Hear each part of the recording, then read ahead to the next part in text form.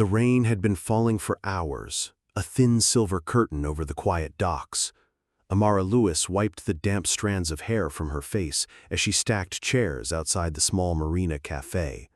Most nights were uneventful, boats rocking gently in the dark, the distant hum of the city muffled by water and fog. She liked it that way. She didn't like noise. At 19, she had learned the value of silence. It let her listen. It let her see things other people didn't. The owner of the cafe, Mrs. Drayton, had already gone home, leaving Amara to close up. She moved quickly, eager to lock the door before the chill crept deeper into her bones. The wind off the harbor carried the smell of salt and diesel, mixing with the faint aroma of coffee clinging to her apron. As she reached for the last chair, movement caught her eye, a shadow sliding across the far end of the dock. She froze. It wasn't unusual for fishermen to return late, but this figure didn't move like a fisherman. Tall, lean, precise, he didn't walk so much as stalk. Amara's breath slowed, her eyes narrowing. She stepped back into the shelter of the cafe's doorway, letting the darkness swallow her. The figure paused beside a sleek white yacht, one of the largest moored at the marina. Even from a distance, Amara recognized it, the Crossfire. Rumor had it that the owner was worth billions, though no one here had ever seen him up close. The man crouched, working quickly at something along the boat's stern. Amara's eyes adjusted to the gloom, catching the metallic glint of tools, not repairs, something else. Her stomach tightened. She'd seen this kind of precision once before, years ago in a neighborhood she'd fought hard to leave behind. Men who worked fast, with the kind of confidence that came from knowing no one would dare stop them. She leaned out just enough to see his face when he straightened. A scar ran from his temple to his jaw, half hidden by the shadow of his hood. He glanced around, and for a moment she thought his eyes locked with hers. Her pulse thudded in her ears. She ducked back, heart hammering. The sound of footsteps on wood, a soft splash. Then, silence. She stayed hidden for nearly a minute before peering out again. The man was gone. The yacht sat still, rocking gently, its cabin dark. Amara could have walked away. She wanted to, but something deep in her gut wouldn't let her. She glanced at the water, black as oil beneath the dock lights, and whispered to herself, "Don't get involved, Amara." She turned toward the cafe door with keys in hand, then froze at the sound of heavy boots on the dock. This time the figure wasn't the man she'd seen before. It was someone else. Tall, broad-shouldered, moving with the careless ease of someone who didn't fear the dark. Even from here she could see the way the dock lights caught on the wet fabric of his coat, the faint shimmer of wealth in his watch. He walked straight toward the Crossfire. Amara didn't know yet that within the hour, that man would be fighting for his life, and she would be the only one who could save him. The wind shifted, carrying a sharper bite as Damien Cross stepped onto the dock. The rain clung to him like a second skin, beating on the shoulders of his dark coat, dripping from his hair. He ignored it. He had come here for peace, one night away from the constant ringing of his phone, the endless board meetings, the journalists who fed on his every move. The yacht was his sanctuary, the place where he could shut the world out. But tonight, something felt wrong. He paused a few steps from the Crossfire, scanning the dock. No one, just the rhythmic slap of water against the hulls and the occasional groan of wet ropes straining against their cleats. Damien stepped aboard, his polished shoes slick on the wet deck. The cabin door was unlocked. Odd, since Marcus, his former security chief, had drilled him for years about always locking it. He made a mental note to speak with the marina staff. Inside, the dim cabin smelled faintly of oil and damp wood. Damien set down his briefcase and moved toward the helm, running a hand along the leather seat. Then he heard it, a faint click somewhere below. Not the sound of a switch, more like a latch. He frowned, stepping toward the stairs that led to the engine compartment. That was when the world tilted. A sudden jolt rocked the yacht, knocking him sideways. His shoulder slammed into the wall. Before he could regain his footing, the deck beneath him shuddered, followed by a hiss, metal scraping against metal under the waterline. What the hell? The next moment, the stern dropped sharply, sending him sprawling. His head cracked against the edge of a cabinet. Pain flared, blurring his vision. He barely had time to register the icy splash of water surging into the cabin before he was thrown off balance entirely. The yacht lurched violently to one side, his legs tangled in the narrow space. Then the deck vanished beneath him. The cold was a shock that stole his breath. The harbor water wrapped around him like claws, dragging him down. Damien's lungs screamed.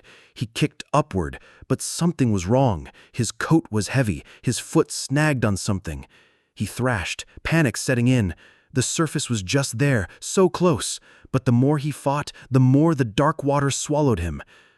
Somewhere far above, muffled by the thick press of seawater, came a voice. He couldn't make out the words, only the urgency. Then, a flash of movement in the water. A figure dove in, cutting through the blackness with strong strokes. A hand seized his arm, firm and unyielding. Damien's last thought before the darkness closed in was that the hand felt impossibly small, but strong enough to pull him from the abyss. Amara didn't think. She moved. One second, she was gripping the cafe door handle, telling herself to stay out of it. The next, she was sprinting down the dock, her sneakers slipping on the slick planks, eyes locked on the white yacht swaying violently in the dark. She'd seen the man, tall, expensive coat, the kind of posture that screamed he'd never been afraid of anything in his life, step aboard minutes ago.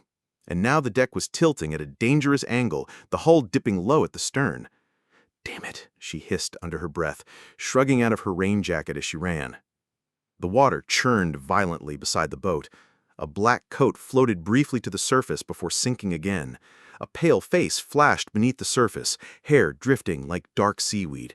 Without hesitation, Amara dove. The cold hit like a fist to her chest, locking her muscles for a split second before instinct took over. She kicked hard, slicing through the murky water toward the sinking figure. He was heavier than she had expected, his limbs sluggish in the drag of the current. She hooked her arm under his, pulling hard toward the faint shimmer of dock lights above. Her lungs burned. The weight of his soaked clothes fought her every stroke. For a terrifying moment, her foot caught on a rope trailing in the water. She twisted, yanking herself free, refusing to loosen her grip on him. Not today. Not on my watch. They broke the surface with a violent gasp. She dragged in air, blinking against the rain and the taste of salt and diesel. The man's head lolled against her shoulder, eyes closed, skin shockingly cold. "Hey!" she shouted toward the dock. But there was no one. The marina was a ghost town in the rain. She half swam, half towed him to the ladder bolted to the dock's edge. Her muscles screamed as she got his limp body high enough to grip the slick wood. Then she climbed up after him, shoving him onto his back. Water streamed from his coat, pooling around them. She dropped to her knees and pressed 2 fingers against his throat. A faint pulse thudded against her fingertips. "Come on," she muttered, tilting his head back and sealing her mouth over his. 1 breath, 2. She pressed down on his chest, steady, hard compressions, and water spilled from his lips in a ragged cough. His eyes flew open, wild and unfocused. He jerked, trying to sit up, but she held him down firmly. "You're okay," she said, her voice sharper than she intended. "Don't move." He blinked at her, confusion narrowing his gaze. Rain plastered his hair to his forehead, and for the first time she saw his face clearly. Angular, refined, the kind of face she'd only seen in glossy magazine covers scattered on cafe tables. His lips parted, but all that came out was a hoarse, "Who are you?" Amara didn't answer. She was too busy scanning the shadows of the dock, because somewhere out there, the man with the scar was still watching. Damien woke to the hum of unfamiliar machinery and the faint antiseptic bite of hospital air. For a moment, the past 12 hours blurred, shards of rain, choking seawater, and the impossible sensation of small hands dragging him from the dark. Then his gaze sharpened on the IV in his arm and the heart monitor pulsing softly beside him. "You're awake," a voice said. He turned his head. Ethan Fale was leaning against the wall, dressed in an immaculate gray suit that didn't match the cheap vinyl chair beneath him. His friend's expression was casual, but there was a flicker of tension in his eyes. "You nearly drowned, Cross. That's not the headline I wanted to wake up to." Damien groaned and pushed himself up, the hospital gown rustling. What headline? Ethan gave a crooked smile and pulled out his phone, holding it up. On the screen, "Billionaire pulled from icy waters by mystery girl." Below was a grainy, rain-streaked photo of a young black woman kneeling beside him on the dock, her wet hair clinging to her face. Damien's jaw tightened. The camera flash in the image suggested someone had been there, someone he hadn't noticed in the chaos. Marina security cameras caught the rescue. The footage leaked. The press is obsessed. They want to know who she is, why she was there. "I don't know who she is," Damien replied automatically. But even as he said it, the image of her eyes, dark, steady, unflinching, flashed in his mind. Ethan shrugged. "Reporters are camped outside the building. Some are saying she's your new girlfriend. Others are already digging into her life." Damien swung his legs over the bed, ignoring the tangle of wires. "I want the footage contained. No more leaks. Find her." "Why?" Ethan asked, one brow raised. "Because someone tried to kill me last night, and the only person who might have seen anything," he nodded at the phone, "is her."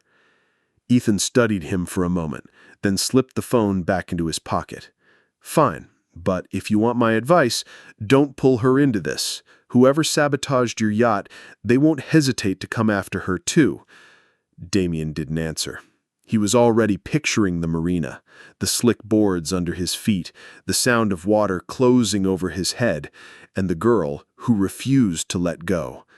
Somewhere out there, she was walking around in the rain, probably thinking this was over. It wasn't. And Damien Cross never left debts unpaid. The bell above the cafe door jingled, and Amara's stomach dropped. She didn't know why.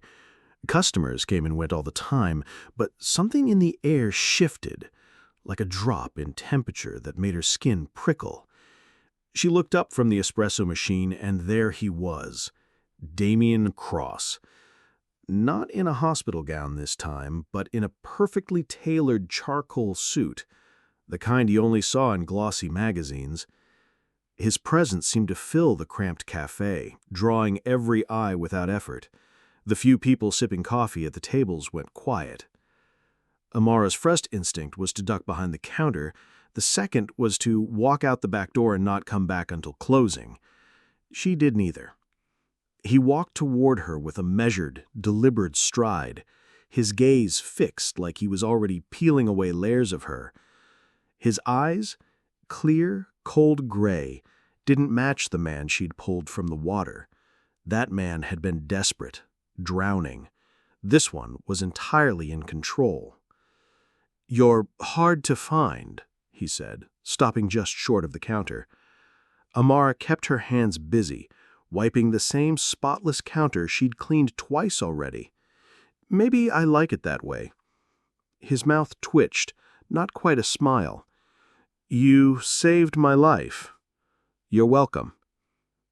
She tossed the words out like spare change. "But you left before I could thank you properly, or before I could ask what you saw that night." She froze, cloth still in hand. "I saw a man fall into the water. I pulled him out. End of story." He studied her, head tilting slightly as though he could hear the unspoken part, the shadow in her tone when she said "end of story."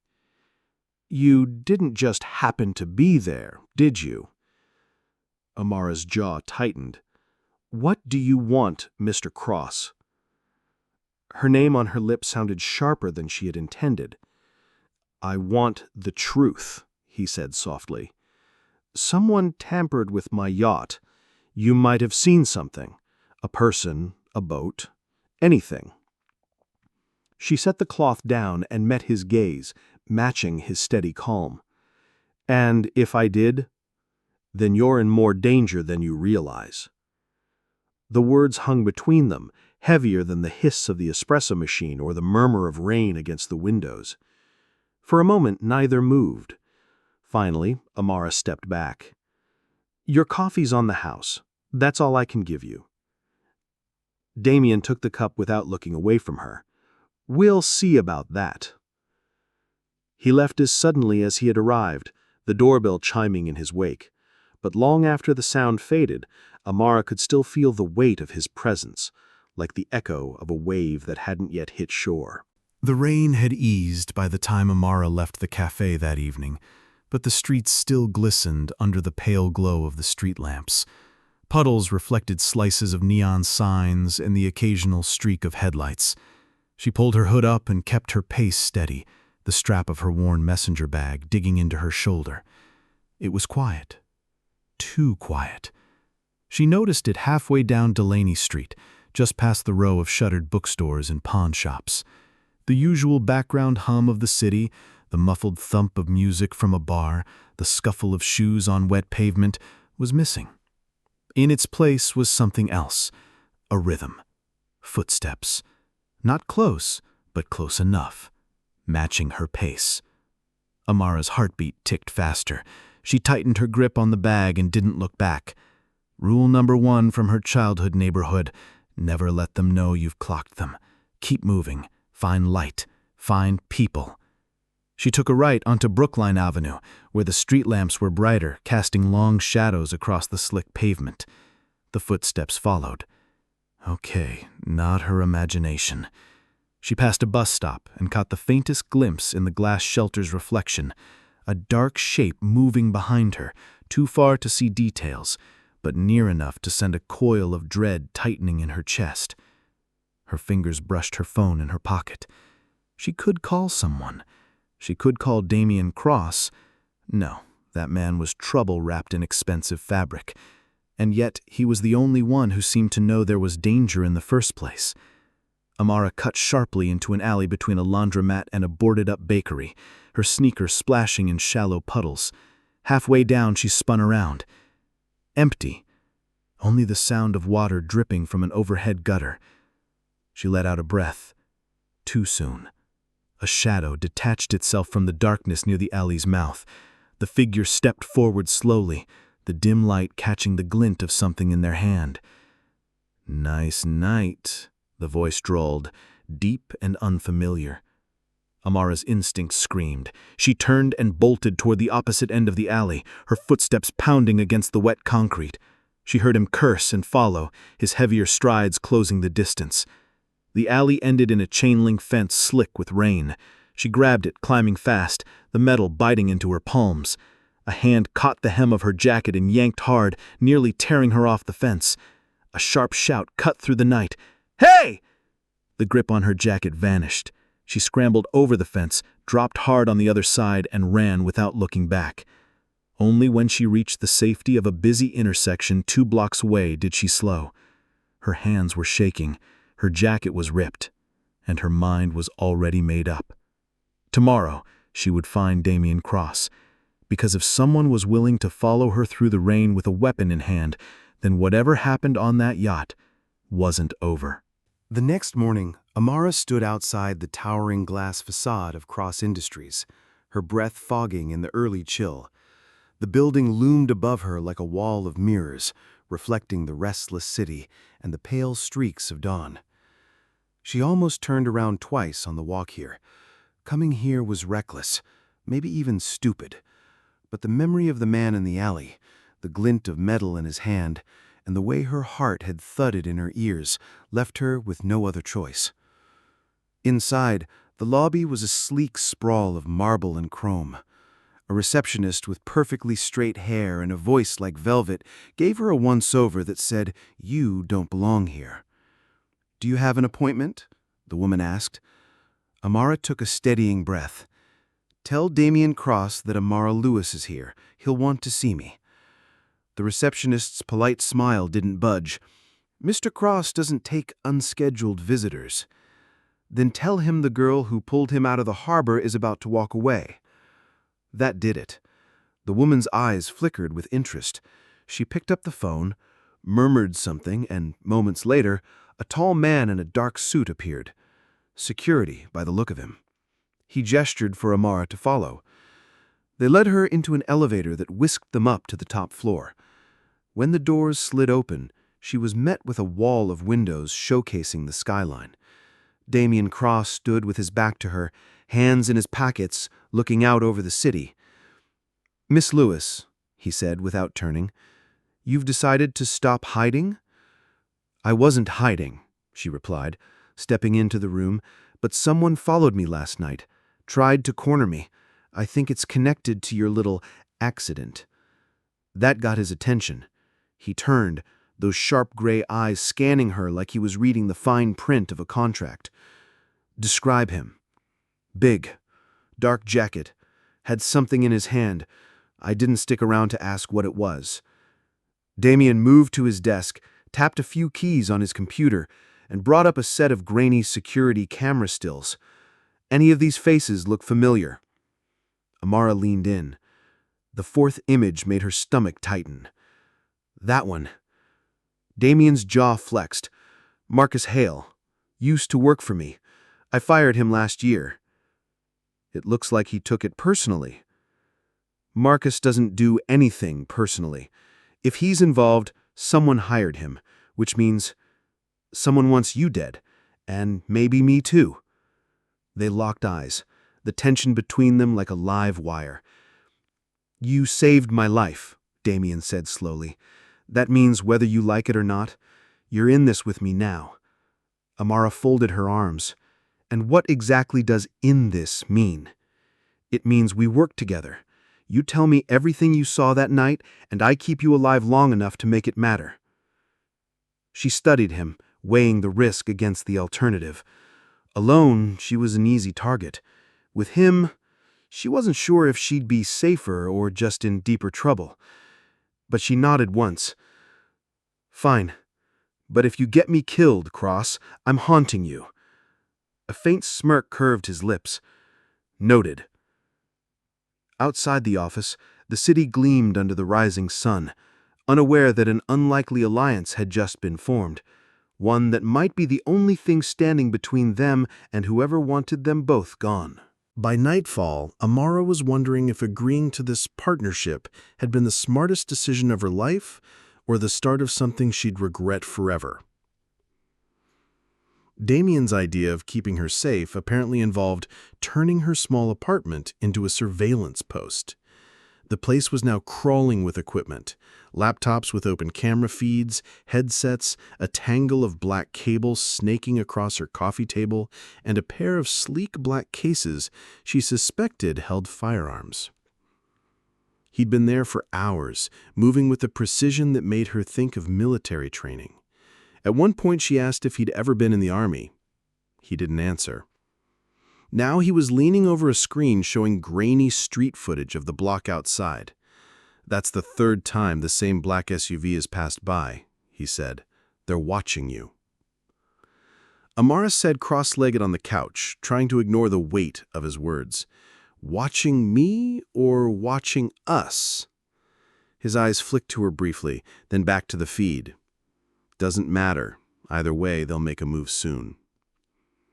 A prickle of unease worked its way up her spine. "You say that like you've seen it happen before."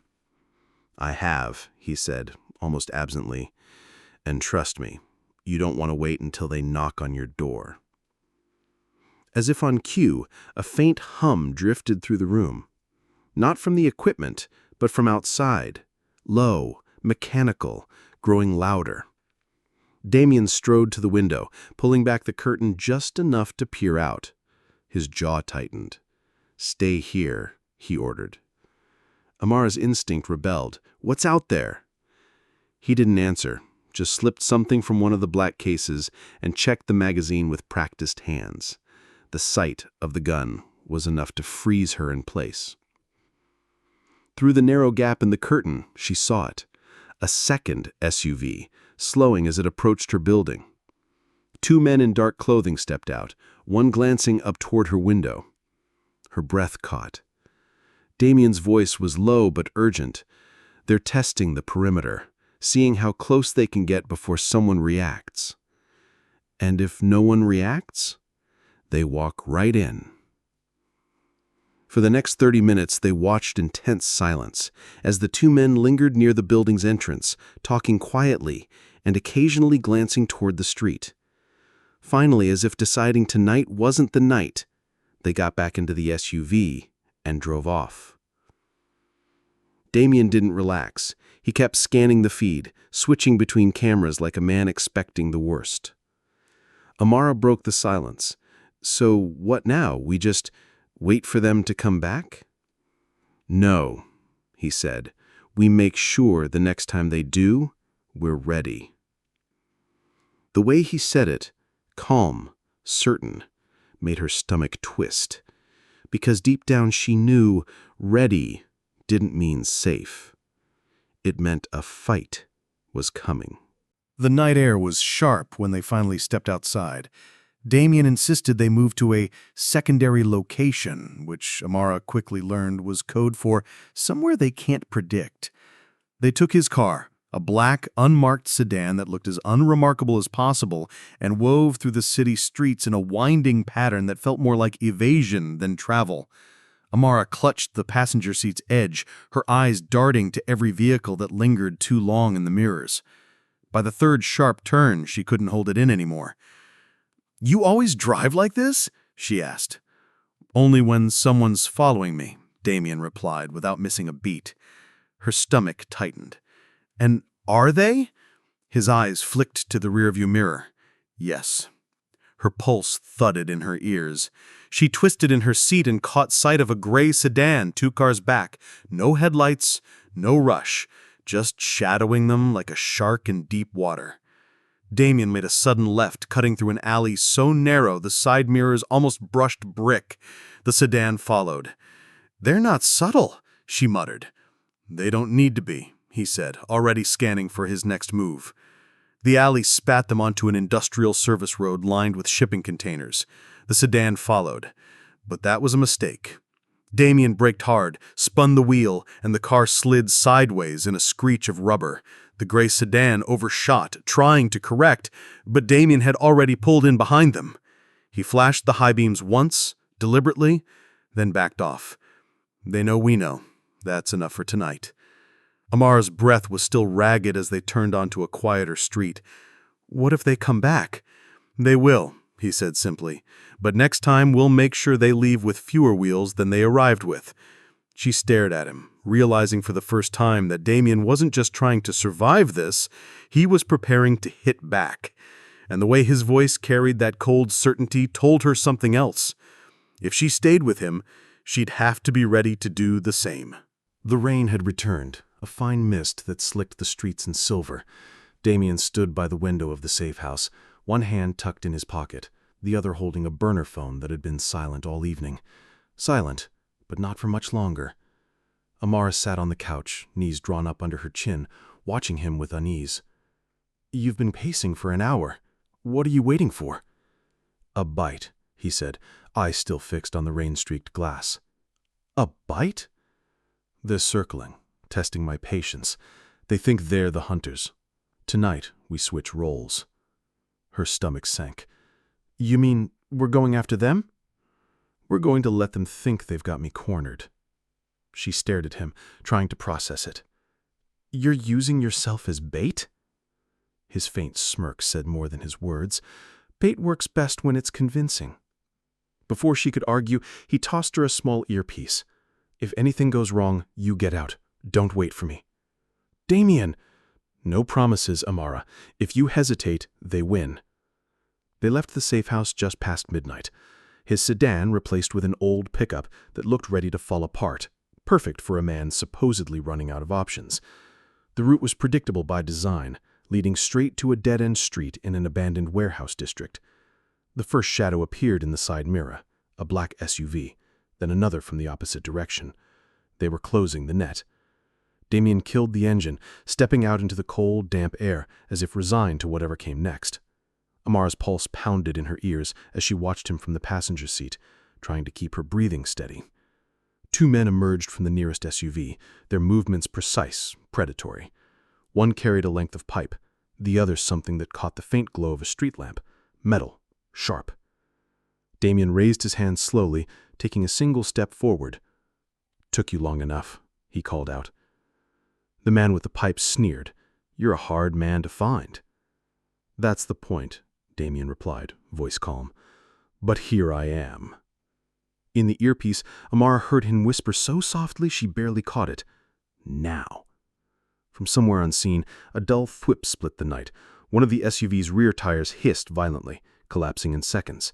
Then another shot, another tire down. The men spun in confusion, looking for the source, giving Damien just enough of a window to move. He closed the distance to the first man in 3 strides, twisting the pipe from his grip and knocking him backward into the SUV's door. The second man lunged, blade flashing, but Damien ducked low and slammed him into the hood with bone-crunching force. Amara's fingers gripped the seat so hard her knuckles hurt. Every move Damien made was clean, efficient, brutal.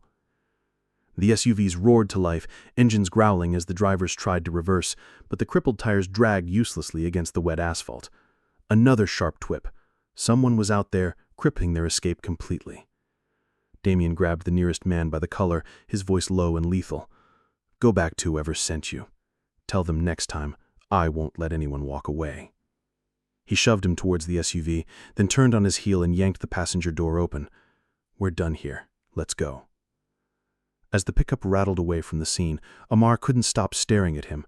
Rainwater dripped from his jawline, his eyes locked on the road. "You set all that up?" she asked finally. "Every second," he said. "And now they know I'm watching too." For the first time, she understood the difference between being hunted and being the one who sets the trap. The next morning was deceptively quiet, the kind of stillness that didn't feel like peace, more like the pause between lightning and thunder. Amara stood by the small kitchen counter in the safe house, stirring sugar into her coffee, trying to shake the images from last night. The sound of tires hissing, the way Damien's voice had gone low, almost too calm, the look in his eyes afterward like he'd crossed an invisible line and couldn't go back. The burner phone on the table buzzed, not Damien's, hers. She frowned.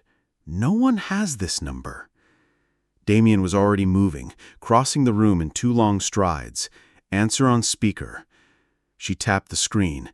Static crackled for a beat before a man's voice slid through, smooth, deliberate. "Good morning, Miss Ward." Her breath hitched. "Who is this?" "You don't know me, but I know you. I like early walks along the waterfront. I like the blue coat you wear." Her blood went cold. Damien's eyes met hers, sharp, calculating. The voice continued. "Tell Damien this isn't over. They took something from us last night. We'll take something from him. And you, Miss Ward, you're part of that." The line went dead. Damien grabbed the phone, prying open the back to yank out the battery. They're watching. That's how they knew.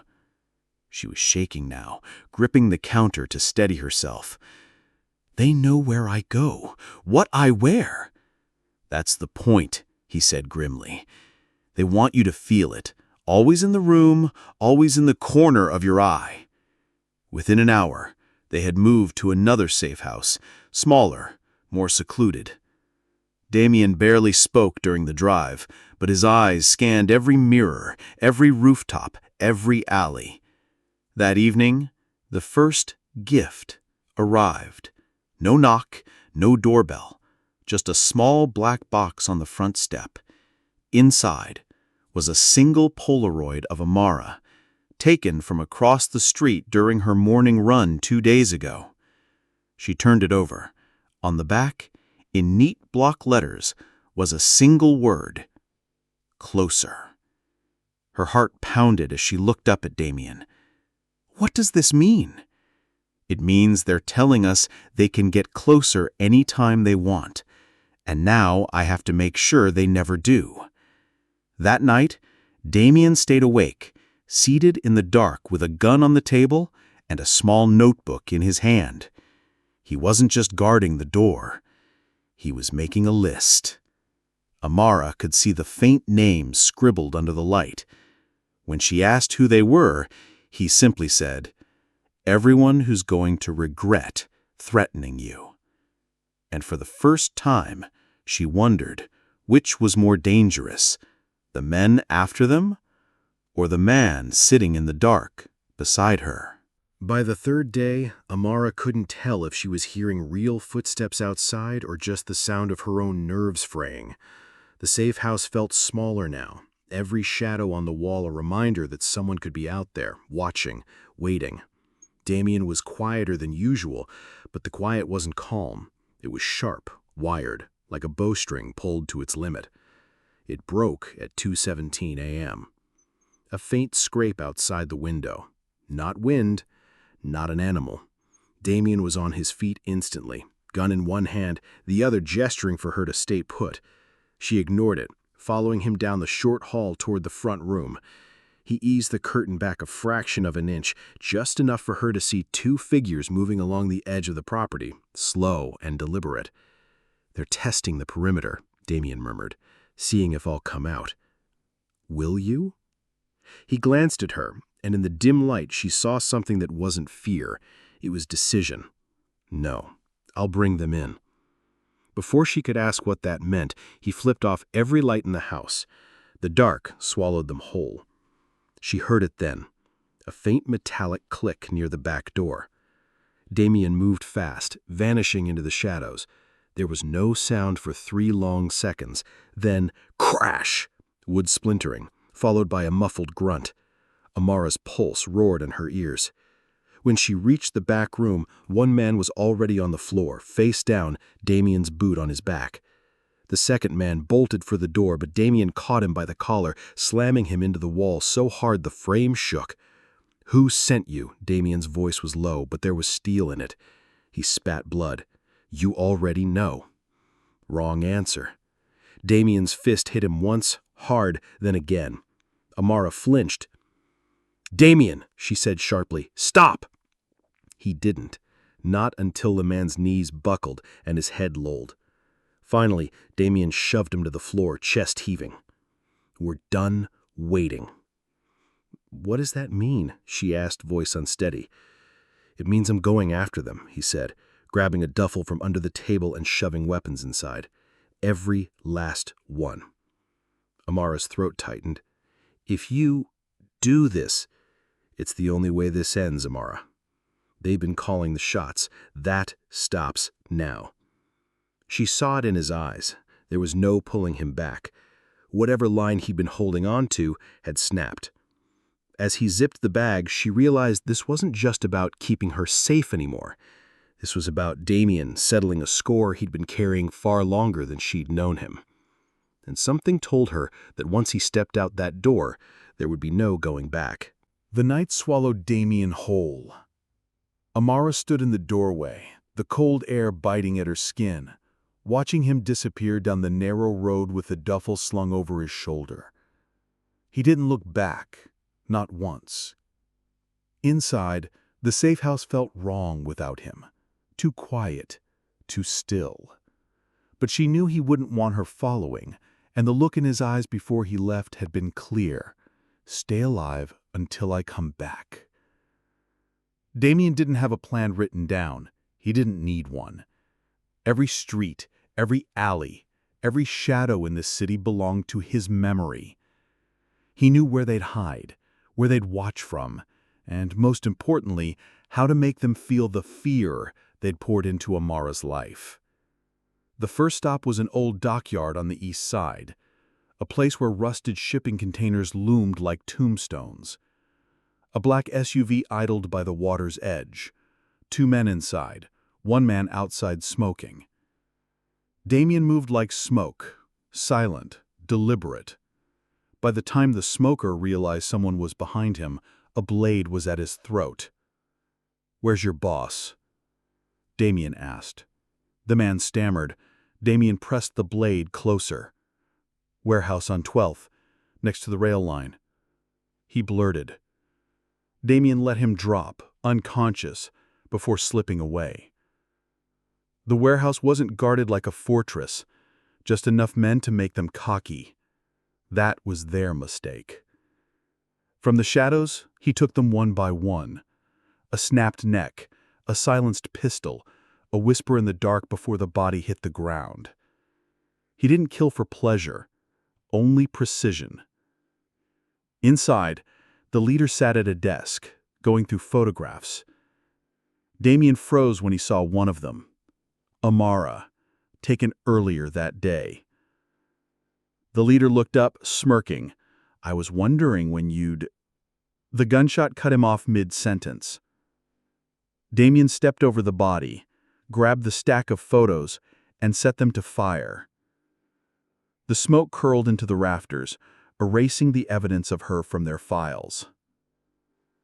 But as the flames grew, Damien's phone buzzed. A message. It wasn't from Amara. A photo appeared on the screen. Amara, in the safe house, her mouth covered by a stranger's hand. Underneath, 4 words. "Too slow, Mr. Cross." The phone slipped slightly in his grip. For the first time in a long while, Damien felt ice in his chest. They turned the hunt back on him, and this time, they had her. Amara's breath burned in her lungs as she fought against the rough hands dragging her through the safe-house kitchen. Her chair clattered to the floor, a coffee mug smashing against the tile. She kicked hard, catching one of them in the shin, but the second man only tightened his grip, shoving a cloth over her mouth. The sharp, chemical sting hit her immediately. Her head spun. "No!" She tried to scream, but her voice was swallowed by the cloth. Her last clear memory was the sound of the front door slamming, rain pounding on the porch roof, and the faint scent of motor oil as they hauled her away. When she woke, her wrists were bound behind a metal chair. A dim, flickering bulb swung overhead, casting her shadow on the cracked concrete walls. The air was cold, too cold, and the only sound was the slow drip of water somewhere behind her. She swallowed hard, forcing herself to focus. A voice spoke from the darkness. "You're harder to catch than I expected." A man stepped into the light. Tall, lean, eyes like glass. He crouched in front of her, studying her face. "Damien Cross has been a very busy man, hasn't he?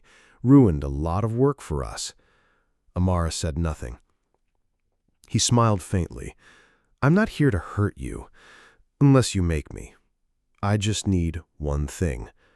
Her silence was her only answer. "Where is he now?" he asked. "I don't know," she said finally. It was the truth. The man's expression didn't change, but he stepped closer, lowering his voice. "If you're lying, you won't see him again, not because you'll be dead, but because he will." Miles away, Damien's knuckles were white on the steering wheel. The photo of Amara on his phone burned in his mind. He'd gone to the safe house and found the door kicked in, her bag still by the couch. They'd taken her to draw him out. Fine. They'd get exactly what they wanted. Damien Cross coming straight to them. He stopped at an abandoned service station, popped the trunk, and pulled out a black case. Inside, the tools he swore he'd never use again: suppressed weapons, lockpicks, a folded map of the city with red circles marking old hideouts from a life he'd left behind. They thought they had the advantage. They didn't understand. Damien had spent years building networks in the shadows, and tonight, every one of them would answer his call. He dialed a number he hadn't used in 5 years. The voice on the other end picked up after one ring. "Cross? I need a location," Damien said, "and I need it fast." Back in the warehouse, Amara shifted in her chair, listening. Somewhere in the darkness, she heard footsteps, more than one pair. They were getting ready to move her. She closed her eyes, trying to steady her breathing. If Damien was coming, he'd have to be faster than he'd ever been, because something in the cold and calculated way her captors moved told her they weren't planning to keep her alive for long. Rain lashed against the corrugated metal roof of the warehouse, masking the soft crunch of gravel under Damien's boots. He moved low, shadow to shadow, his breath controlled, his grip on the suppressed pistol steady. Through a cracked window, he saw Amara, bound, her hair damp, her eyes locked on the man pacing in front of her. There were at least 5 others in the room. One smoked near the far wall, another checked a rifle's magazine. The rest loitered, but they were alert. Damien's voice in his head was calm, precise. No mistakes. He slipped around the side, cut the padlock on a service door, and stepped inside. The smell hit him, diesel fuel and mildew. He counted footsteps, breaths, distances. Then he moved. The first man didn't even see him before Damien's arm closed around his neck, pulling him into the dark. One down. The second dropped with a muffled shot. Damien caught the body before it hit the floor, laying it silently on the concrete. Amara's eyes widened when she saw a figure emerge from the shadows behind her captors. She didn't dare call out. Something in Damien's expression told her he needed her quiet. The leader noticed her gaze shift. What? The room erupted. 2 shots, a grunt, a knife flashing in the dim light. Men fell in quick succession, confusion spreading faster than they could react. The leader grabbed Amara by the arm, shoving a gun against her temple. "Drop it, Cross!" he shouted. Damien didn't move. His pistol stayed trained on the man's head. "You take another step, and she—" The warehouse lights flickered, then died. Darkness swallowed them. In that split second of disorientation, Damien fired. The leader crumpled, his weapon clattering to the floor. Damien crossed the room in 2 strides, cutting Amara's bonds. "Can you run?" he asked. She nodded, though her legs trembled. They moved fast, weaving through the maze of containers as shouts rose from outside. Damien led her to a side exit, where a battered sedan idled. As they sped away, the warehouse shrank in the rearview mirror. No pursuit. Not yet. For a long time they didn't speak. The rain softened, tapping gently against the windshield. Finally, Amara broke the silence. "Why risk so much for me?" Damien's hands tightened on the wheel. His eyes stayed on the road. "Because no one did for me when I needed it." She stared at him, realizing the weight behind those words. They didn't know where they'd go next, or how long the quiet would last. But for now, the danger had passed. In the stillness of that moment, with the city lights ahead and the storm behind, the silence didn't feel heavy anymore. It felt like freedom.